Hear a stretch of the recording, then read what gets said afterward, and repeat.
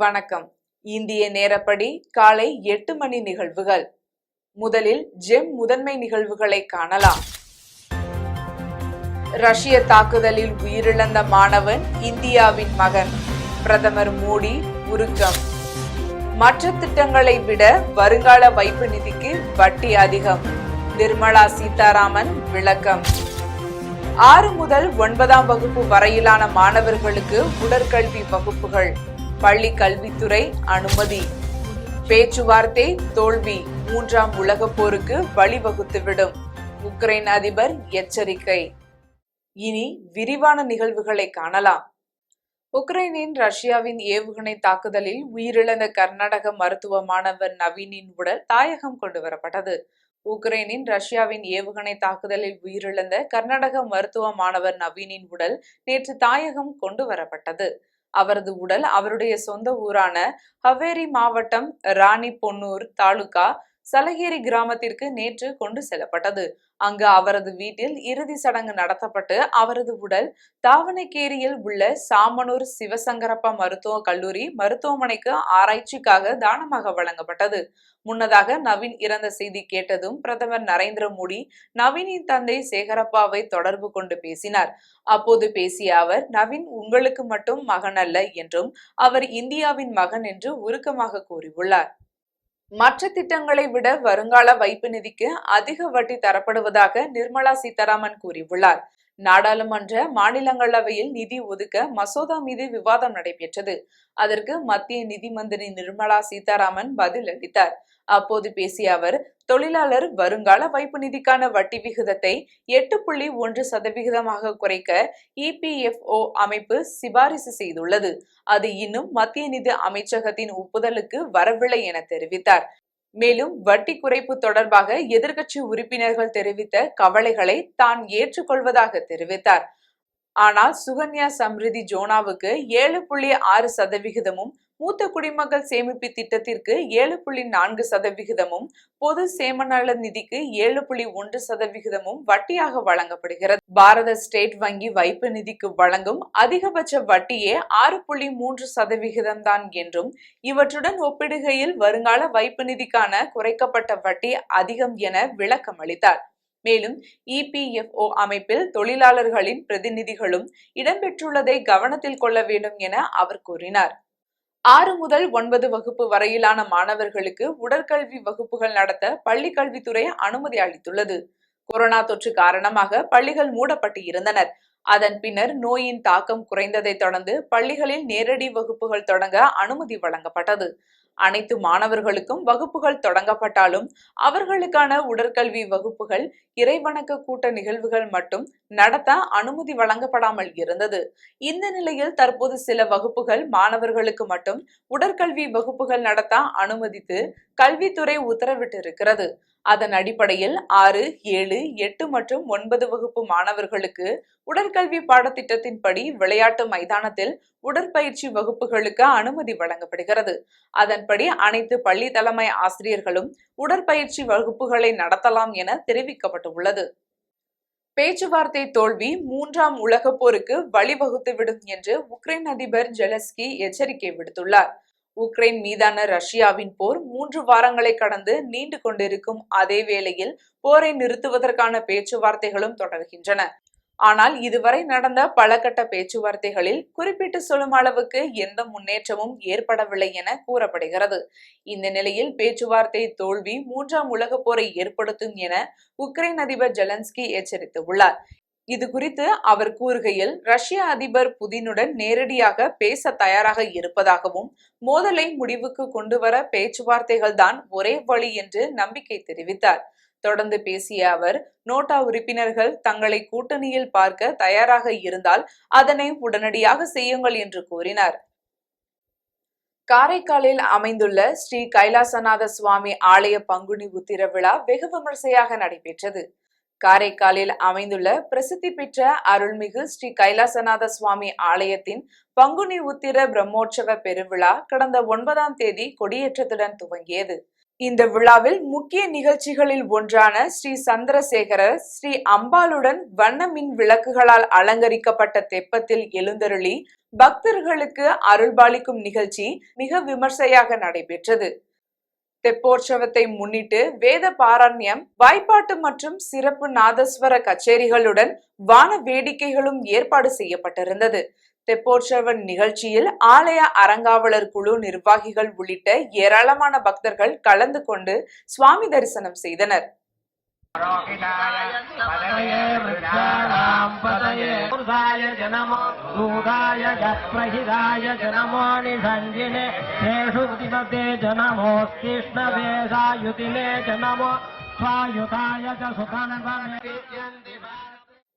கோவையில் சர்வதேச வணிக பள்ளி அதன் 2வது பட்டமளிப்பு விழா கல்லூரி வளாகத்தில் கொண்டாடப்பட்டது. கோவை மாவட்டம் தொழில்துறையின் மொழியை பேசும் ஒரு சர்வதேச வணிக பள்ளி அதன் 2வது பட்டமளிப்பு விழா கல்லூரி வளாகத்தில் கொண்டாடப்பட்டது. இந்த விழாவில் படிப்பை நிறைவு செய்த மாணவர்களுக்கான பட்டமளிப்பு நிறுவன இயக்குனர் டாக்டர் ஸ்ரீனிவாஸ் ராவ் தலைமையில் பட்டமளிப்பு ஊர்வலத்துடன் தொடங்கியது. இதனைத் தொடர்ந்து அறக்கட்டளை மற்றும் நிர்வாக உறுப்பினர்கள் மற்றும் KPR குழுமத்தின் தலைவர் டாக்டர் ராமசாமி விழாவின் தலைமை விருந்தினராக கலந்து கொண்டு உரையாற்றினார். அப்போது பேசிய அவர், ஆர்வமுள்ள துறைகளில் சிறந்து விளங்குவது மற்றும் சொந்த சாம்ராஜ்யத்தை உருவாக்குவது குறித்து வலியுறுத்தினார். விழாவில் சிறப்பு விருந்தினராக பங்கேற்ற RSM ஆட்டோகாஸ் நிர்வாக இயக்குனர் டாக்டர் இளங்கோ, வாழ்க்கையில் நேர்மை, ஒழுக்கம், கடமை ஆகிய 3 அடிப்படை பண்புகளை கொண்டிருப்பதன் முக்கியத்துவத்தை வலியுறுத்தினார். திருவண்ணாமலை அருகே 333 பயனாளிகளுக்கு 5 பவன் நகைக்கடன் தள்ளுபடி செய்யப்பட்டதற்கான சான்றிதழ் வழங்கப்பட்டது. திமுக ஆட்சிக்கு வந்தால் விவசாய நகைக்கடன் தள்ளுபடி செய்யப்படும் என அறிவித்தது. அதன்படி ஆட்சி அமைத்த தமிழக முதல்வர் MK ஸ்டாலின் கூட்டுறவு சங்கங்களில் வைக்கப்பட்டுள்ள 5 சவரன் நகைகளை தள்ளுபடி செய்ய உத்தரவிட்டது. அதனைத் தொடர்ந்து திருவண்ணாமலை மாவட்டம் சோமாசிப்பாடி கிராமத்தில் இயங்கி வரும் 6 கூட்டுறவு சங்கத்தின் 2389 நபர்கள் நகைகளை அடகு வைத்து இருந்தனர். இதில் தமிழக அரசு அறிவித்திருந்த அறிவுறுத்தலின்படி தகுதி உள்ள பயனாளிகள் கண்டறியப்பட்டது. இந்த வேளாண் கூட்டுறவு கடன் சங்கத்தின் தகுதி உள்ள 333 பயனாளிகள் கண்டறியப்பட்டு அவர்களுக்கு 5 சவரன் நகை தள்ளுபடிக்கான சான்றிதழ்களை கூட்டுறவு சங்க தலைவர் ரகோத்தமன் வழங்கினார். விளம்பர இடைவேளைக்கு பிறகு ஜெம் நிகழ்வுகள் தொடரும்.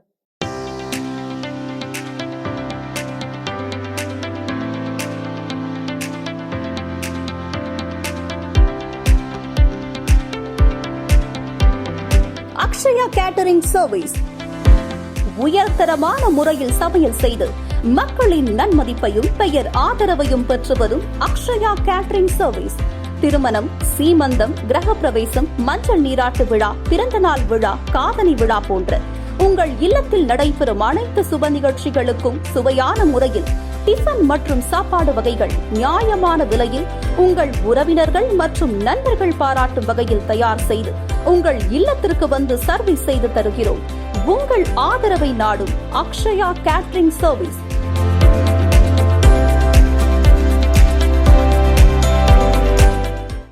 விளங்காடுபாக்கம் அரசு ஆரம்ப மற்றும் நடுநிலைப் பள்ளியில் மேலாண்மை குழு கூட்டம் நடைபெற்றது.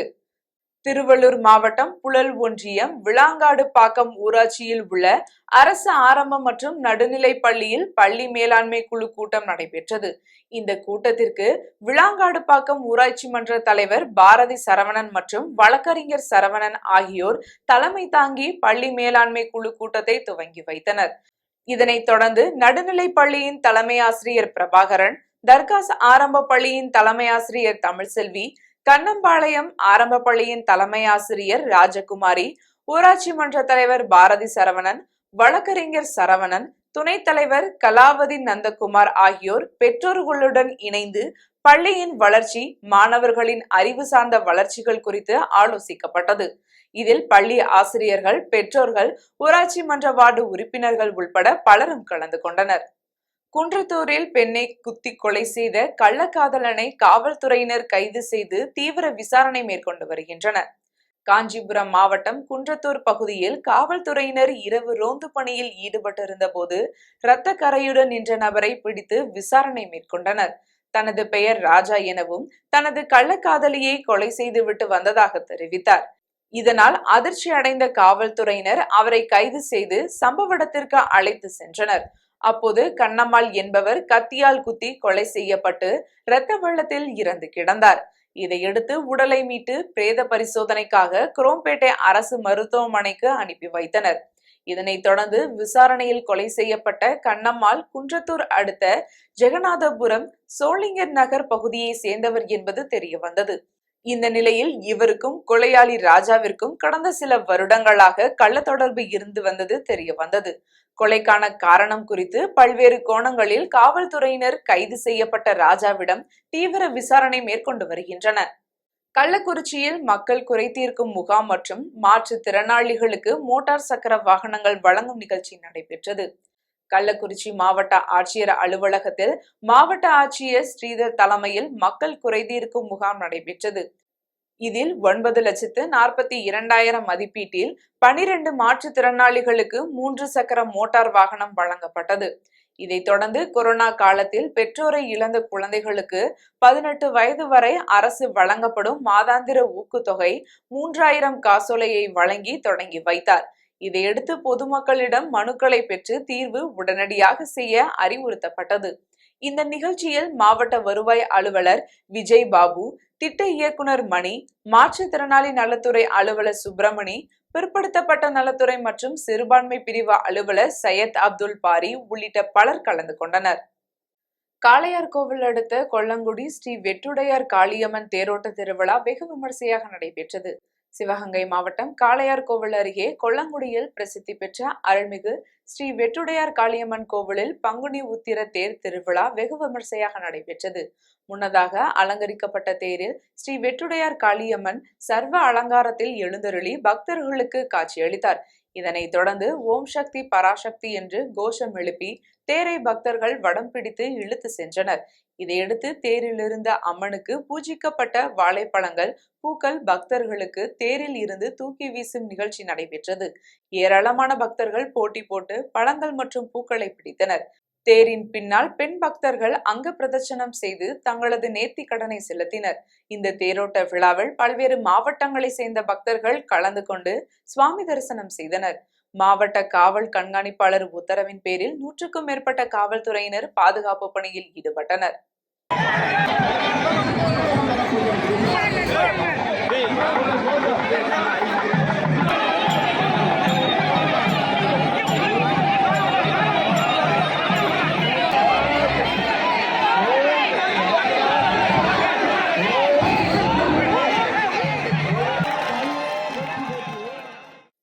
வடமதுரை அருகே ஸ்ரீ ராமாபுரம் கண்டிகை கிராமத்தில் சுடுகாடு சுற்றுச்சுவர் கட்டும் பணிக்கான பூமி பூஜை ஊராட்சி மன்ற தலைவர் காயத்ரி கோதண்டன் தொடங்கி வைத்தார். திருவள்ளூர் மாவட்டம் எல்லாபுரம் அடுத்த வடமதுரை ஊராட்சிக்கு உட்பட்ட ஸ்ரீ ராமாபுரம் கண்டிகை கிராமத்தில் சுமார் 100க்கும் மேற்பட்ட குடும்பங்கள் வசித்து வருகின்றனர். இந்த நிலையில் இந்த பகுதியில் உள்ள சுடுகாட்டிற்கு சுற்றுச்சுவர் எரிமேடை கட்டித்தர வேண்டும் என அப்பகுதி மக்கள் நீண்ட காலமாக கோரிக்கை விடுத்திருந்தனர். இதனைத் தொடர்ந்து மகாத்மா காந்தி தேசிய ஊரக வேலை உறுதி திட்டத்தின் கீழ் 19,43,000 மதிப்பீட்டில் சுடுகாட்டிற்கு சுற்றுச்சுவர் மற்றும் எரிமேடை கட்டுவதற்கான பூமி பூஜை நிகழ்ச்சி நடைபெற்றது. இதில் ஊராட்சி மன்ற தலைவர் காயத்ரி கோதண்டன் கலந்து கொண்டு அடிக்கல் நாட்டி தொடங்கி வைத்தார். இந்த நிகழ்ச்சியில் ஊராட்சி மன்ற துணைத் தலைவர் பாக்கியலட்சுமி ரமேஷ், 2வது வார்டு உறுப்பினர் வைஷாலி பாலாஜி மற்றும் ஸ்ரீ ராமாபுரம் கண்டிகை கிராம பொதுமக்கள் பலர் கலந்து கொண்டனர். மன்னார்குடியில் ஸ்ரீ ராஜகோபால சுவாமி திருக்கோவிலில் பங்குனி உத்திர பெருவிழா கொடியேற்றத்துடன் வெகு விமர்சையாக துவங்கியது. திருவாரூர் மாவட்டம் மன்னார்குடி ஸ்ரீ ராஜகோபால சுவாமி திருக்கோவிலில் பங்குனி பெருவிழா மற்றும் விடையாற்றின் 30 தினங்கள் நடைபெறுவது வழக்கம். அந்த வகையில் இந்த ஆண்டு திருவிழா கொடியேற்றம் வெகு விமர்சையாக நடைபெற்றது. இந்த நிலையில் பெருமாள் சன்னதியின் முன்பு அமைந்துள்ள தங்க கொடி மரத்தில் கருடன் சின்னம் வரையப்பட்ட கொடிக்கு சிறப்பு பூஜை செய்து கொடியேற்றப்பட்டு மகா தீபாராதனை காண்பிக்கப்பட்டது. கொடி மரத்திற்கு முன்பு ஸ்ரீ ராஜகோபால சுவாமி பட்டு வஸ்திரம் அணிந்து கல்யாண அவசர திருக்கோலத்தில் எழுந்தருளி பக்தர்களுக்கு அருள்பாலித்தார். இந்த நிகழ்ச்சியில் ஏராளமான பக்தர்கள் கலந்து கொண்டு சுவாமி தரிசனம் செய்தனர்.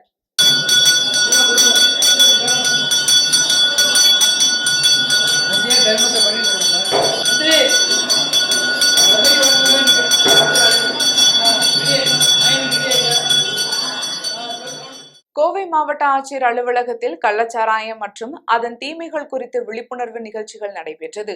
கோவை மாவட்ட ஆட்சியர் அலுவலகத்தில் கள்ளச்சாராயம் மற்றும் மதுபானங்களுக்கு எதிரான விழிப்புணர்வு நிகழ்ச்சி நடைபெற்றது.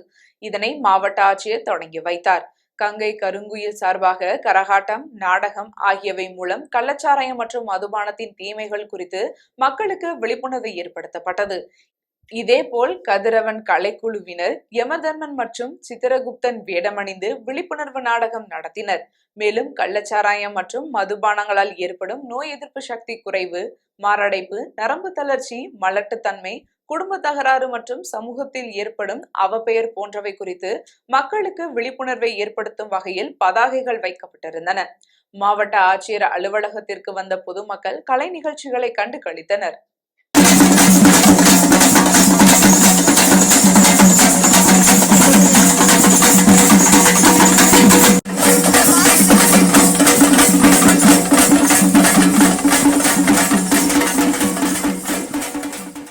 விளம்பர இடைவேளைக்கு பிறகு ஜெம் நிகழ்வுகள் தொடரும்.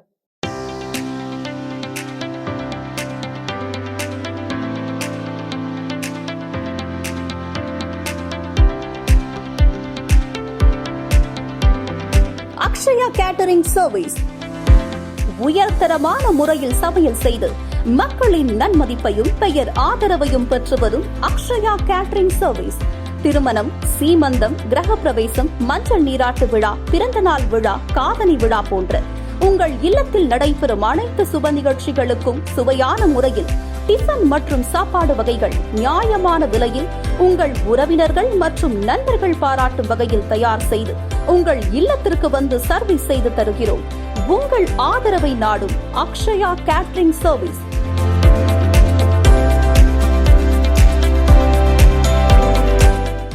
ஜெம் நிகழ்வுகள் தொடர்கின்றன. நெல்லையில் நடைபெற்று வரும் பெருணை புத்தக திருவிழாவில் விளக்கு ஒளியில் வரையப்பட்ட மணல் ஓவியம் அனைவரையும் வெகுவாக கவர்ந்தது. நெல்லை மாவட்ட நிர்வாகம் மற்றும் தென்னிந்திய புத்தக விற்பனையாளர்கள் பதிப்பாளர்கள் சங்கம் சார்பாக பாளையங்கோட்டை வஉசி மைதானத்தில் புத்தக கண்காட்சி தொடங்கியுள்ளது. கடந்த 17ஆம் தேதி தொடங்கிய நெல்லை பெருநகை கண்காட்சியில் வாசகர்களை கவரும் வகையில் தினமும் பல்வேறு கலை நிகழ்ச்சிகள் மற்றும் நாட்டுப்புற கலைகள் நடைபெற்று வருகிறது. மேலும் கண்காட்சியில் கருத்தரங்கம், பட்டிமன்றம் ஆகியவை நடைபெற்று வருகிறது. இந்த நிலையில் பெங்களூரை சேர்ந்த வேதேந்திர என்பவர் விளக்கு ஒளியில் மணலால் ஓவியம் வரைந்து அசத்தியுள்ளார். இதில் இயற்கை காட்சிகள், புராதன சின்னங்கள், இந்திய வரைபடம் மற்றும் பாரத மாதா என விளக்கொளியில் வண்ண வண்ண ஓவியங்கள் மணல் மூலம் நொடி பொழுதில் வரைந்து காட்டினார். இந்த ஓவியம் புத்தக திருவிழாவிற்கு வந்திருந்த பார்வையாளர்களை வெகுவாக கவர்ந்தது. ஆத்தூர் அரசு தலைமை மருத்துவமனையில் ரெட் கிராஸ் சங்கத்தின் சார்பாக நடைபெற்ற இரத்த தான முகாமில் 50க்கும் மேற்பட்டோர் இரத்த தானம் செய்தனர். சேலம் மாவட்டம் ஆத்தூர் அரசு தலைமை மருத்துவமனையில் ரெட் கிராஸ் சங்கத்தின் சார்பாக லோட்டஸ் ஜோ தலைமையில் நடைபெற்றது. இந்த முகாமை தலைமை மருத்துவர் கண்ணன் துவக்கி வைத்தார். இதில் ரோட்டரி சங்கம் மற்றும் ரோட்டரி மிட்டவுன் உள்ளிட்ட சேவை சங்கங்களின் நிர்வாகிகள் 50க்கும் மேற்பட்டவர்கள் கலந்து கொண்டு இரத்த தானம் செய்தனர். இதையடுத்து இரத்த தானம் செய்தவர்களுக்கு சான்றிதழ் வழங்கப்பட்டது.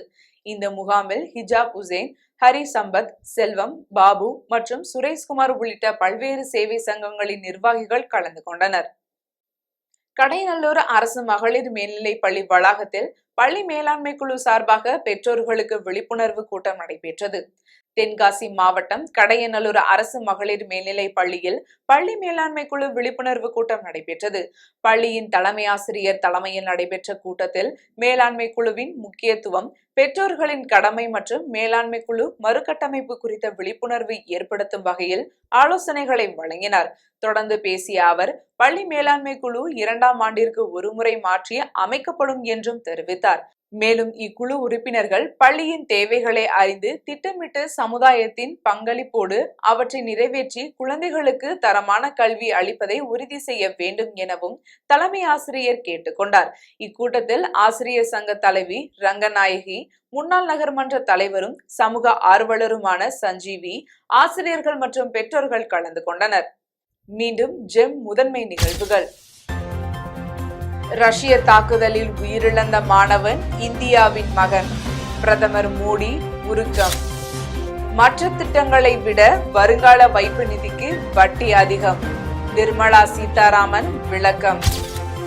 6 முதல் 9ஆம் வகுப்பு வரையிலான மாணவர்களுக்கு உடற்கல்வி வகுப்புகள் பள்ளி கல்வித்துறை அனுமதி.